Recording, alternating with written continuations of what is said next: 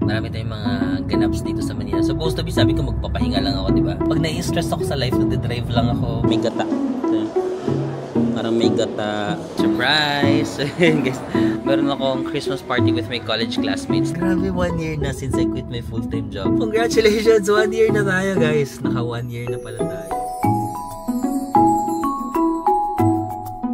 Hi guys! Welcome back to my channel. So for today's video, this is a once-in-a-lifetime event. Nasa Manila tayo.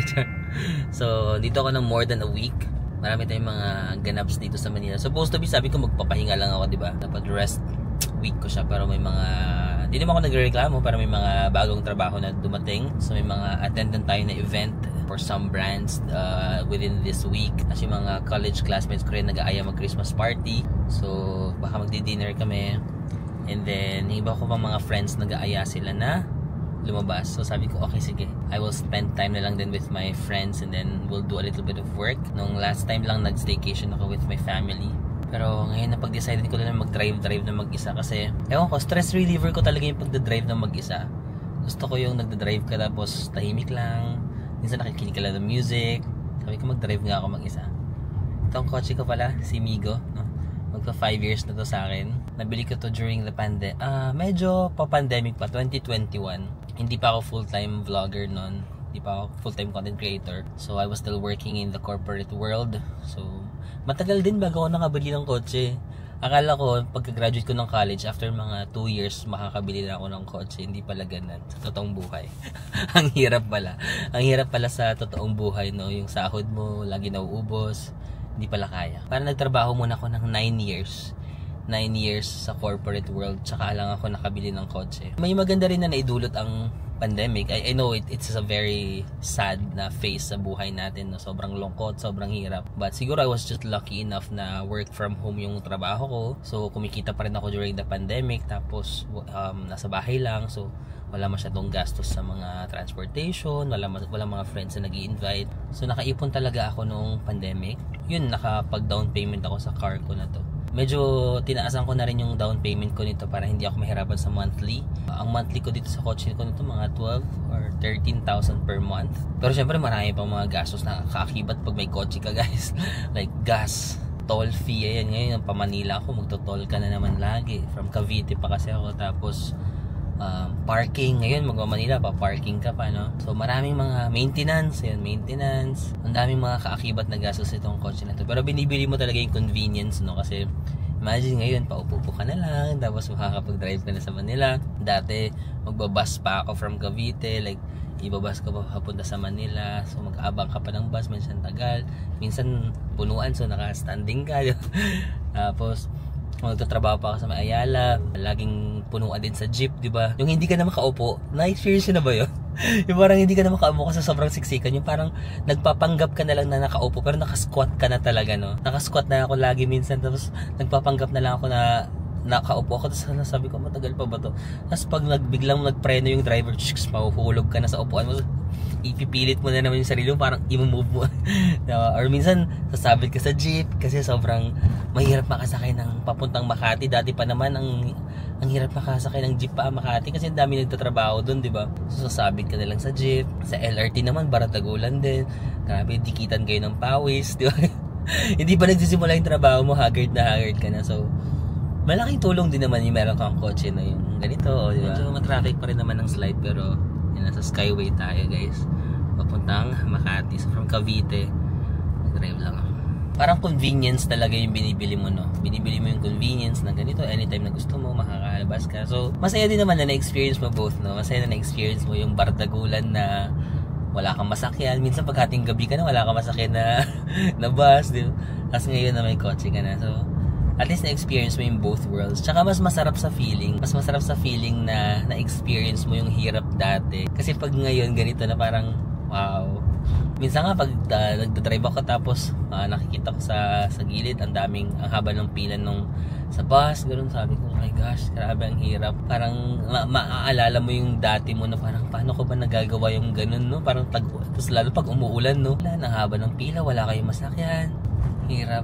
So, at least ngayon, nagagawa mo na yung ganito. Tsaka, stress reliever ko talaga to. Pag nai-stress ako sa life, nagde-drive lang ako.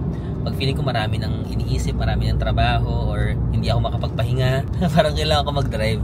Kasi parang ito yung safe space ko, yung kotse ko. Tapos drive ka lang, wala ka masyadong iniisip. So yan, sama ko lang kayo sa mga ganap ko this week guys. Medyo marami tayong ganap.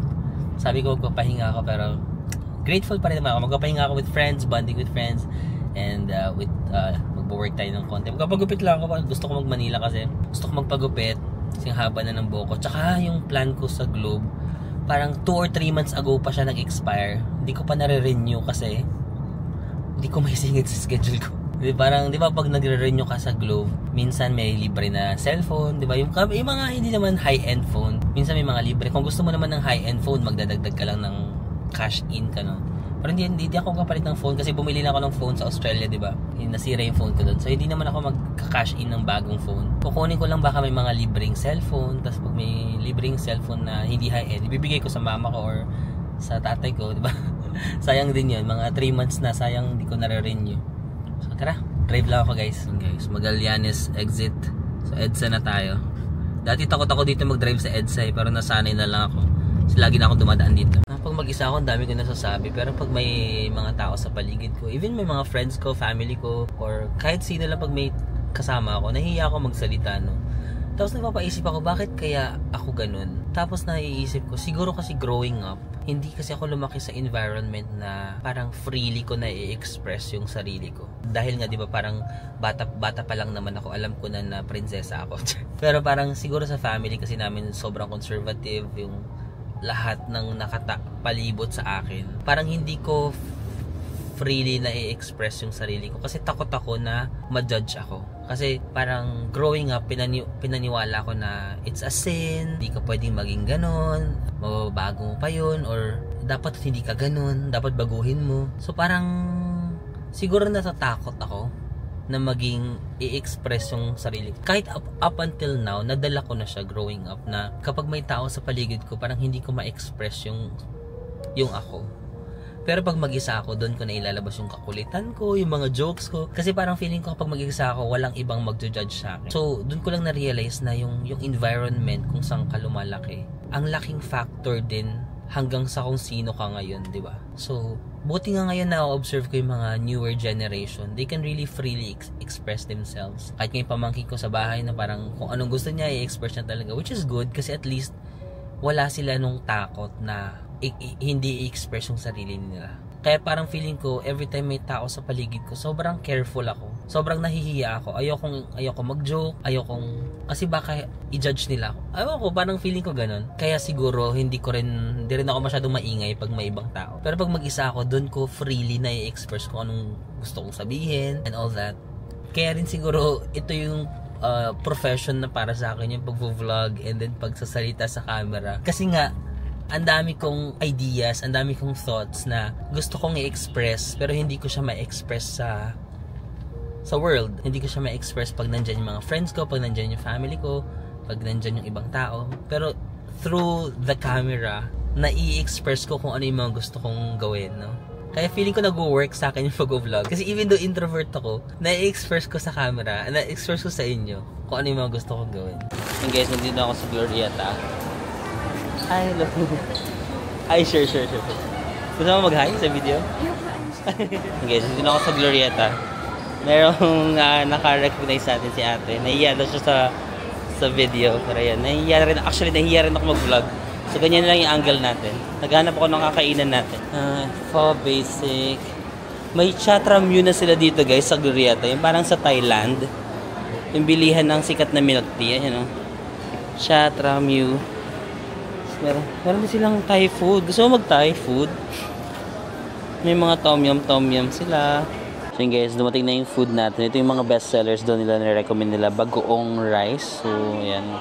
Parang may bagoong, merong egg, may konting pork, mga gulay.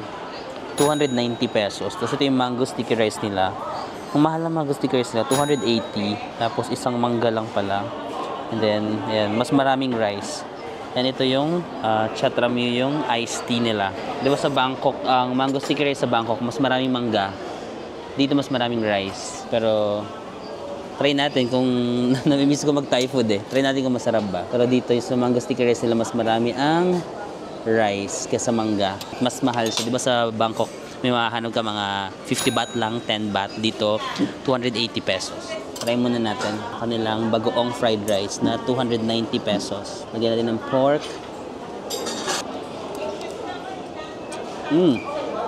Oh, in fairness, masarap naman. Yung rice medyo salty na yung bagoong. Gusto ko yung lasa ng pork. Sarap ng pork. Parang adobong tuyo na maalat. Tikman ko lang saglit yung mango sticky rice kasi palubat yung camera ko. Ito may konting mangga, sticky rice, and may gata. Ito, parang may gata dito. Okay. Fairness, masarap yung mangga. Matamis. Mas gusto ko yung sticky rice natin kaysa sa Thailand. Di ba lagi ko naman sinasabi? Yung sticky rice kasi natin malapot. Ay, tama ba yung Tagalog ko? Sarap. Medyo mahal lang talaga. Pero masarap. For me. I like it. Wala sila binigyan na straw.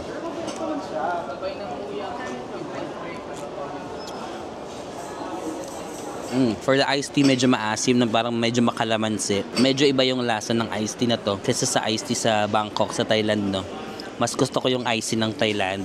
Mas gusto ko yung sticky rice dito. Ito, masarap din naman ako. So far, nasarapan naman ako sa pagkain nila in fairness. Medyo pricey lang kasi imagine 300, 290, 280, 600. So siguro lahat ng ito mga 750 pesos. Kung kakain ako sa Thailand nito, siguro mga ano lang to, 400 pesos.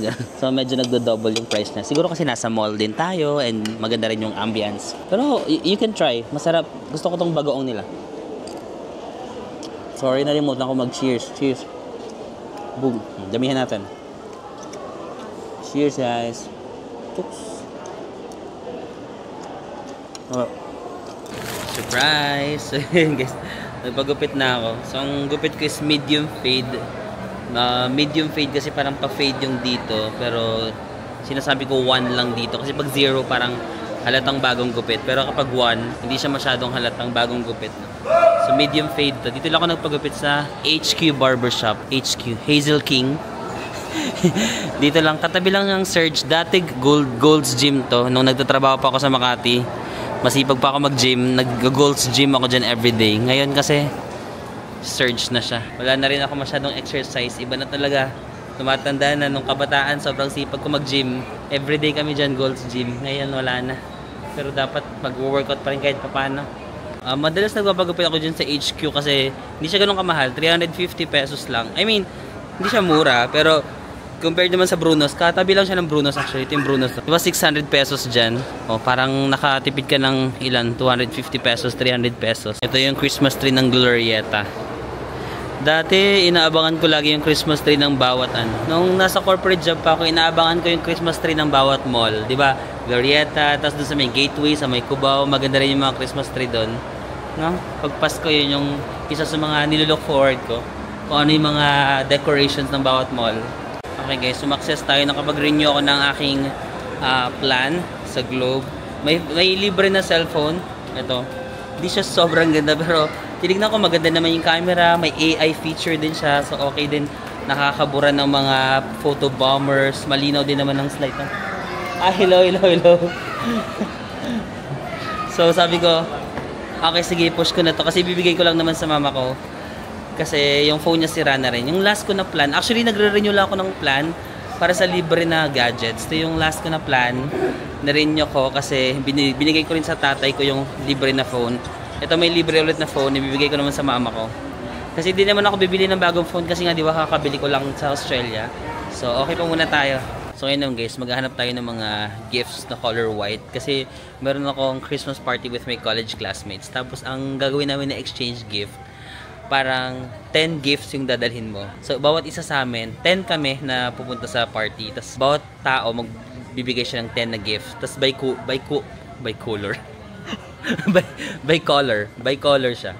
Ang naka-assign sa akin color white. So kailangan ko bumili ng 10 na color white na gift. So, makakatanggap din ako ng 10 na gift. Different colors. So, bawat isa sa amin may naka-assign na color. Ako, color white ako. Okay, bibili natin. Luggage. Bigyan natin sila ng tag-iisang luggage. Charis. Dito lang tayo. Nandito ako sa Landmark pala, sorry. Katabi ito ng Glorieta. Gitna siya ng Glorieta at saka Greenbelt. Nung nasa corporate job pa ako, pag nabobore ako, minsan nandito lang ako sa Landmark. Nagtitingin-tingin lang ako ng kung ano-ano. Tapos pinapangarap ko na one day makakabili din ako ng mga pinapangarap ko dito. Ito cute din naman, no? Ay, ito para kay Jinky. Every cat needs a baby. Mahilig sa ano yun, mahilig sa pusa, yung isa kong kaklase. Nakibili natin na color white. Wala kaming sinet na budget for the exchange gift. Bahala ka siguro. Wala naman sila sinabi. Bahala ka siguro basta 10. Kahit iba-iba. Kahit iba-iba na 10. Inisip ko ito para useful, oh. Parang stand fan. Magkano ba ito? 249. Pwede na yan. So kung 10 ganito makaka 2.5 ka, no? Ito mas maganda siguro. Kano to? Ay, bakit mahal? 715. Hindi ba unfair? Bibili ako ng 700 tapos yung iba mga 100, 200, no? Kasi ano siya eh, parang agawan. Ilalagay sa mesa tapos kukuha na kayo. Kukuha kayo, mag-aagawan kayo. So yung iba malas kasi makakakuha lang sila ng 100 pesos. Yung iba naman swerte makakakuha sila ng 700 pesos, no? So pwede rin i-combine natin different things na iba-ibang presyo. So guys, chinek ko to isa-isa. White lang yung box pero hindi na, wala nang white. Pink na lang, no? So lahat tong available stocks nila wala nang color white. Sayang. Guys, may Chagi Bambasa dyan. Meron na rin pala yan dito sa Glorieta. Sa China. Alam mo yung mga pinupuntahan natin sa ibang bansa, nandito na pala sila sa Pilipinas. Chagi, di ba sa China yan? Yung parang sikat na drinks. Chatramyu sa Thailand. Sukiya ng Japan, nandito na. Yoshinoya, lahat na nandito. Guys, nag-park lang ako saglit dito kasi I just realized 1 year na pala. 1 year na since I quit my full-time job. So 1 year na pala akong full-time content creator. I'm gonna share to you why I quit my 6-figure monthly corporate job to travel. I don't usually share, this part of my life because I want my vlogs to be focusing on travels and I still want to keep parang some parts of my life private. But I felt like maybe this could also inspire some viewers or maybe I just want to share so that you know what's happening with my life actually.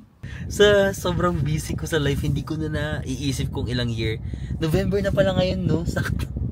Oo nga, grabe 1 year na since I quit my full-time job. So,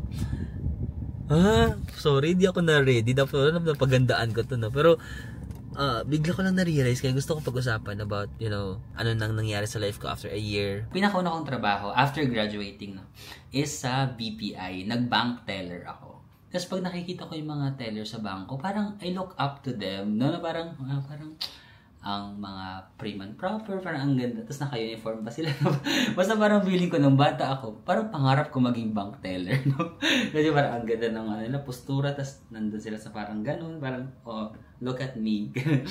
Nung nag-decide talaga ako na mag-quit sa full-time job ko, may mga ibang nagsuporta sa akin, pero may mga iba din na hindi. Like for example, yung family ko, yung parents ko, hindi nila masyadong maintindihan na, bakit ka mag-quit sa full-time job mo? Ang ganda-ganda na ng trabaho mo. So, accountant ako guys, and I've been working as an accountant for 10 years, diba? So, stable na rin yung career ko, okay na rin yung sahod ko. Yung ate ko naman, sinuportahan niya ako. Sabi niya, push, kung ano yung feeling mo, parang kung 6 months to 1 year, kung kaya mo, ganun. Mixed yung opinions ng mga tao. May mga tao na hindi nila magets, may mga tao na nakakagets naman. Pero, at the end of the day, you really have to follow your heart. Kasi, ikaw yung mas nakakakilala sa sarili mo.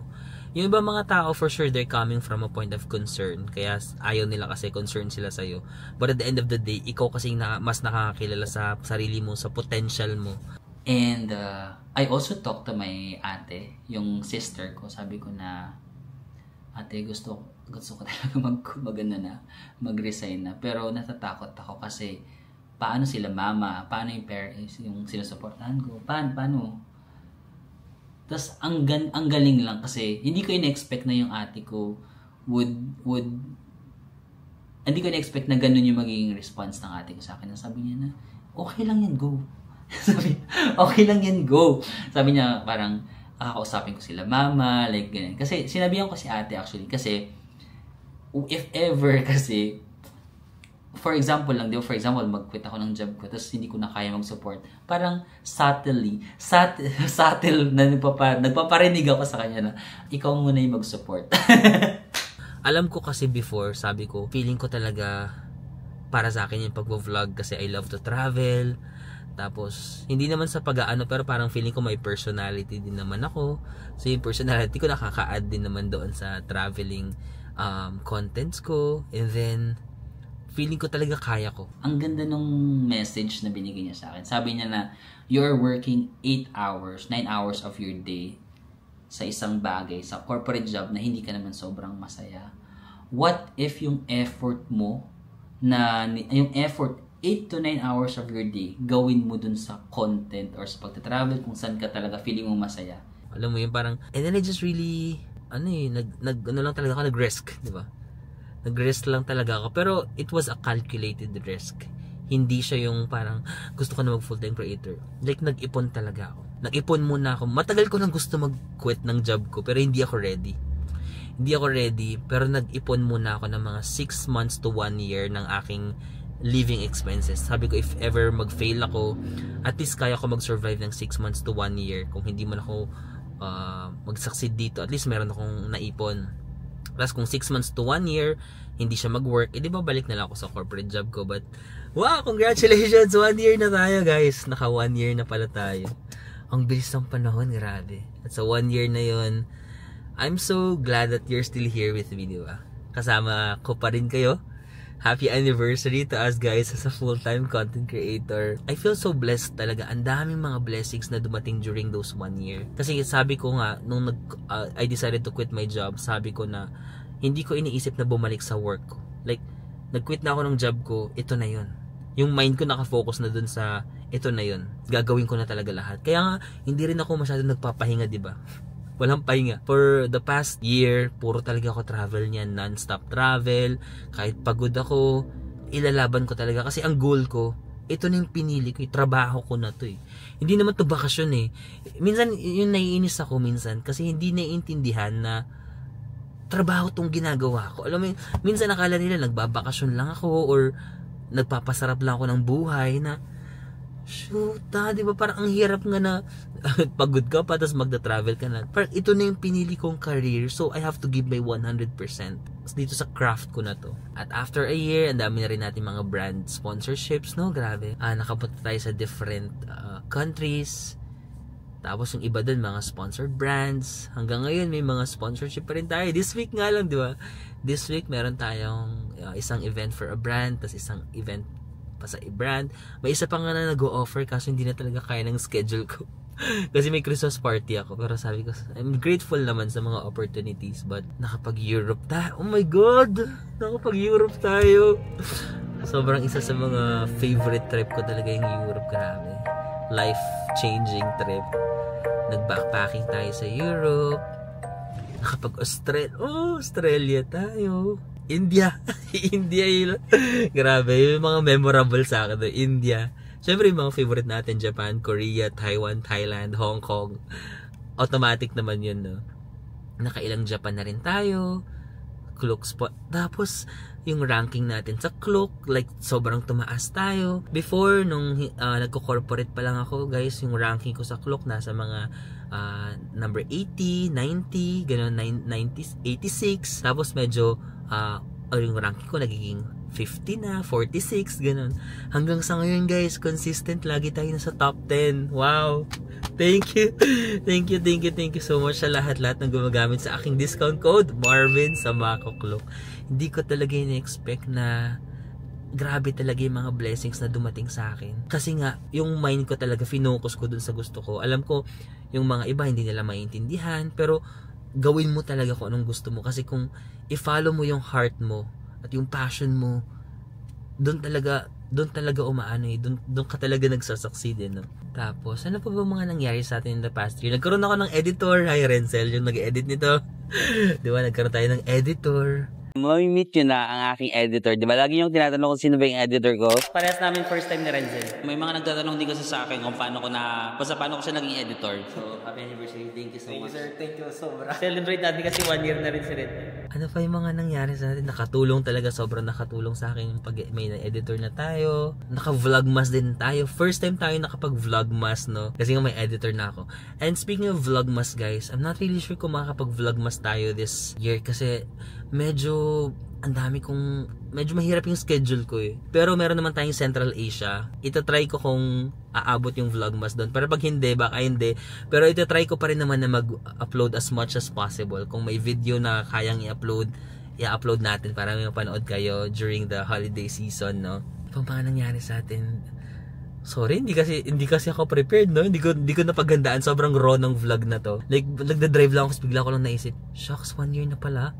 1 year, ang bilis. Gusto ko lang talaga magpasalamat sa inyo, guys. Like, sa 1 year na journey na to as a full-time content creator, mas naramdaman ko yung pagmamahal nyo. Hindi talaga kayo bumitaw. Sabi ko nga, hanggat hindi kayo bumibitaw, andito tayo, di ba? At hindi nyo talaga ako binitawan. I hope na sa mga susunod pang taon, di ba, as a full-time content creator is manatili pa rin yung pagsuporta nyo sa akin.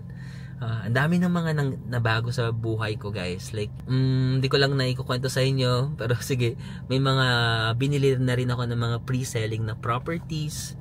Hindi pa kasi siya na-turn over sa akin. Pero ngayong full-time content creator tayo, nakabili tayo ng mga properties. Isasama ko naman kayo sa journey ko, guys. Pag na-turn over na. Hindi pa kasi na-turn over sa akin. Pero isasama ko talaga kayo. Sobrang thank you. Mas naging magaan talaga financially, 'di ba? Mas nakatulong ako sa pamilya ko, nagkaroon din ako ng ipon. Ganun pa rin naman, naging magastos ba ako? Parang feeling ko naman hindi masyado. Or naging magastos ba ako?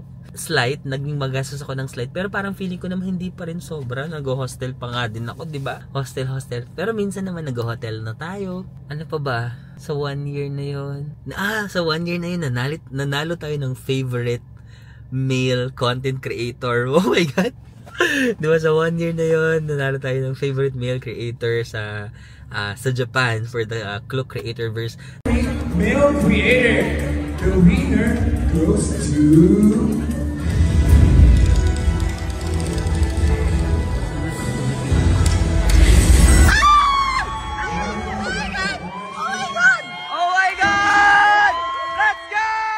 Nanalo rin pala tayo ng Best in Thailand. Dito naman sa Philippines ng Klook, no? Best in Thailand. So, salamat sa mga laging gumagamit ng code ko sa Thailand. Naging favorite din tayo sa Philippines, di ba? Nanalo tayo sa Japan, pero nanalo din tayo dito sa Philippines. Nag-number 1 tayo. Nag-number 1 tayo din dito sa mga favorite content creators, no? So, maraming salamat sa mga bumuboto talaga sa akin, Grace. Ang solid ng suporta niyo sa akin. Ang dami mga nangyari. Marami na rin ako mga nakilalang content creators this year na dati nilook up ko pa lang sila, na parang tinitingal ako lang sila sa larangan ng content creation, tapos ngayon nakakasama ko na sila, nakaka-travel, nakaka-collab, so I'm grateful for that as well. And honestly, stressful din naman itong ginagawa ko, guys. Like, physically exhausting talaga yung non-stop kami magta-travel. Nakakapagod yung parang minsan hindi ka pa well rested, aalis ka na naman, sasakay ka na naman ng aeroplano, magpapack ka naman ng luggage, ano ka naman sa hagdan ng Japan, alam mo yung mga luggage mo, bubuhat mo. Physically exhausting siya, pero ito kasi yung pagod na pinipili ko at masaya ako sa pagod na to. Iba kasi yung pagod ng dati yung trabaho ko, guys, nasa, 'di ba, as an accountant, nasa computer lang ako, nakaupo lang ako buong araw, tapos minsan sasabihan pa ako, buti ka nga nakaupo ka lang, 'di ba? Parang grabe naman kayo. Parang lahat naman ng trabaho nakakapagod. Pero minsan kasi sinasabi nila na madali yung trabaho namin kasi nakaupo lang kami. Pero guys, kahit nakaupo lang kami, grabe naman yung mental stress, diba? Yung grabe stress namin mentally kapag may mga escalations, yung mga reklamo yung client. Alam mo, sobrang nakakapagod din naman. Wag naman natin i-discredit yung mga nag-o-office na buti nga nakaupo ka lang eh. Kasi hindi naman natin talaga naiintindihan kung ano yung trabaho nila. Sa amin talaga dati, mentally draining and stressful ng work. Kaya mas okay na lang din ako dito. Ito physically physically exhausting talaga yung trabaho ko ngayon kasi travel, lakad. Tsaka may mga konting mental stress lang din kasi hindi mo naman ma-please lahat ng tao.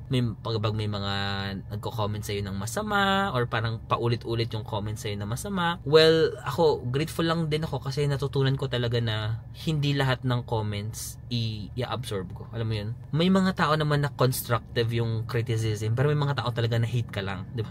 Gusto lang talaga nilang mag-hate sa'yo forever. So, hindi ko na yun ini-entertain. Kasi the more na i-entertain mo yun, the more na ma-stress ka mentally. Di ba maraming mga social media influencers na nagsasuffer din mentally because of the, the bashing and all that. Kaya ako talaga, I train my mind na to filter kung ano lang yung ipapapasok ko.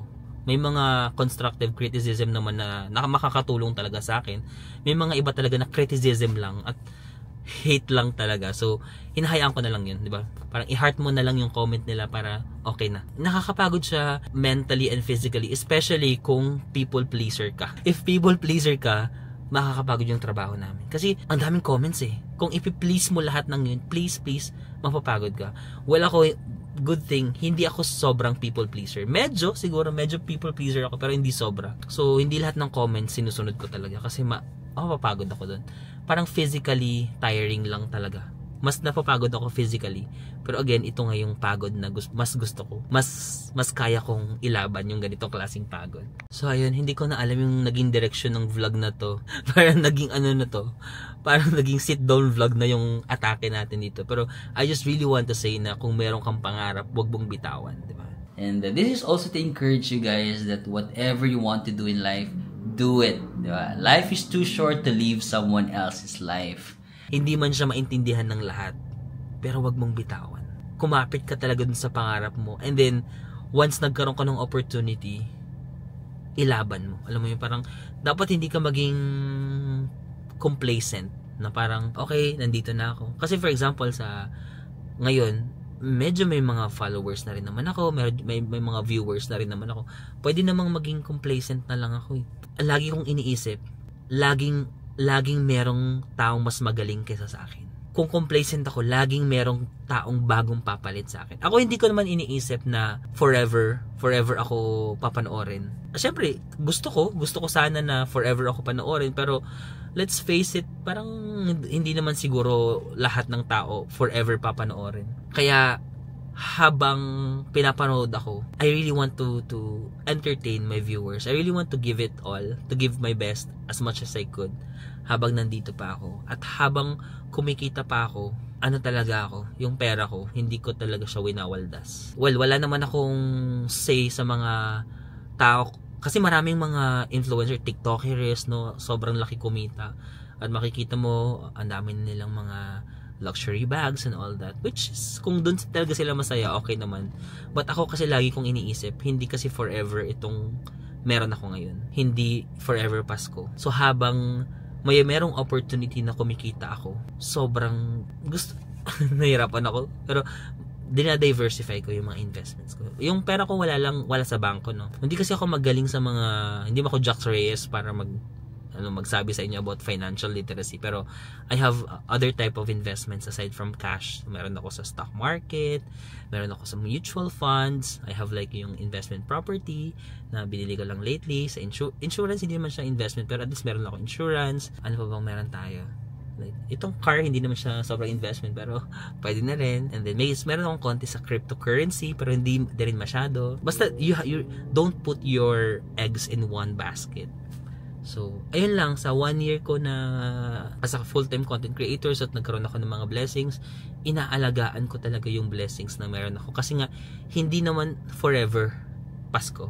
Hindi naman forever na meron ka. Kaya, sobrang ingat ko talaga. Minsan nga yung mga, di ba tinatawag nila ako kuripot. May mga friends ako na tinatawag ko, sobrang kuripot mo naman, but nag-hostel ka pa rin, ganun. But ayoko lang talaga na, siguro kasi nga, lucky ako sa corporate world na sobrang limited lang nung sahod ko, pinagkakasya ko siya lagi. So ayoko nang bumalik sa ganong klase ng life na ngayon na nagkaroon ako ng mas maraming opportunities, iniingatan ko talaga. And siguro grateful lang ako kasi accountant ako. Hindi ko naman inaano na magaling ako. Pero grateful lang ako na accountant ako. Tas ang work ko kasi dati is sa tax, no. So, kami rin yung gumagawa ng mga financial statements, so yung mga investments ng mga clients namin, nakikita ko yung mga investments nila. So, somehow nagkaroon ako ng idea na, yung mga mayayaman, ganito pala yung mga investments nila. Ano, dito pala, hindi pala puro lahat nasa bank. Meron silang mga properties, meron silang mga stocks, meron silang mga mutual funds, basta marami pala silang, ganito pala yung portfolio nila. So, medyo natutunan ko rin din yun sa corporate job ko.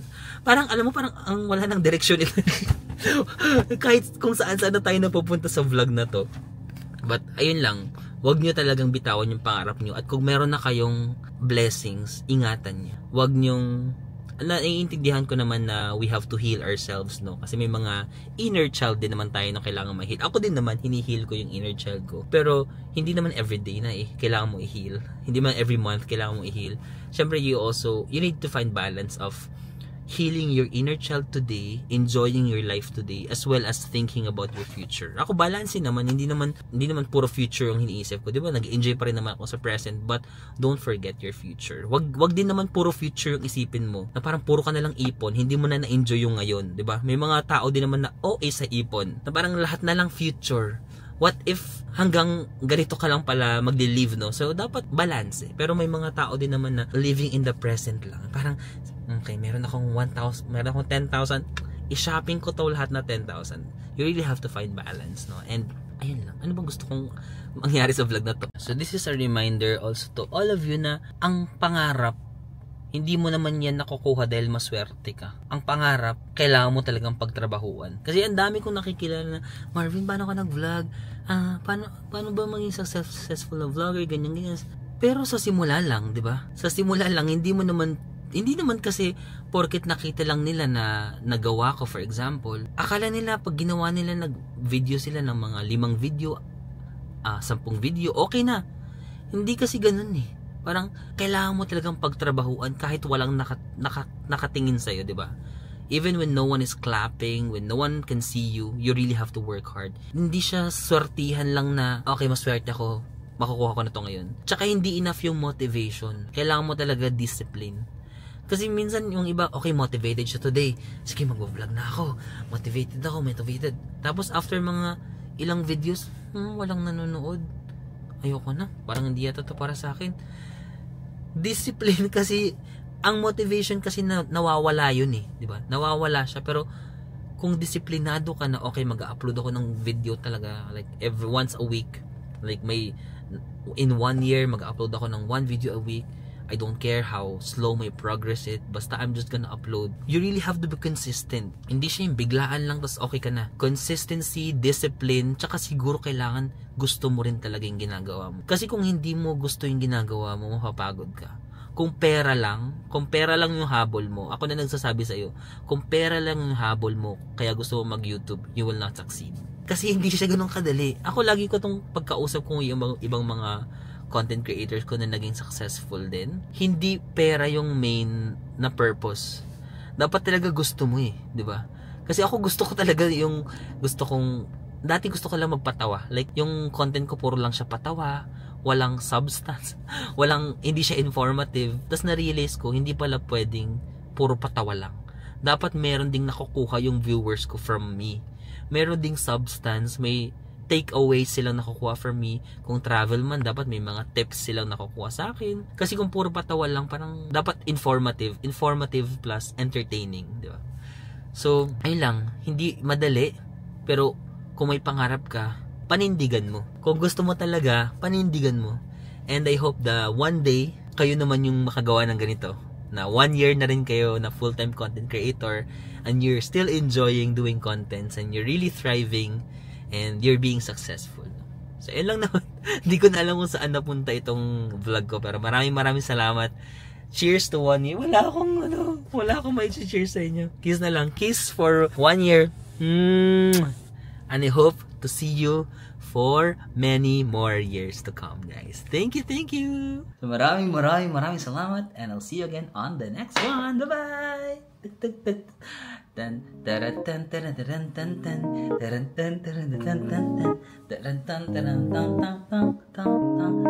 More Batanes vlog coming your way. I'll see you again on the next one. And I'll see you again on the next one, guys. Marami pa tayong bibisitahin na lugar at pupuntahan na places. Thank you so much. And we'll see you again, Switzerland. Yun lang, guys. Maraming salamat. I'll see you again on the next one. Dito sa Australia. And I'll see you again on the next one. Bye-bye.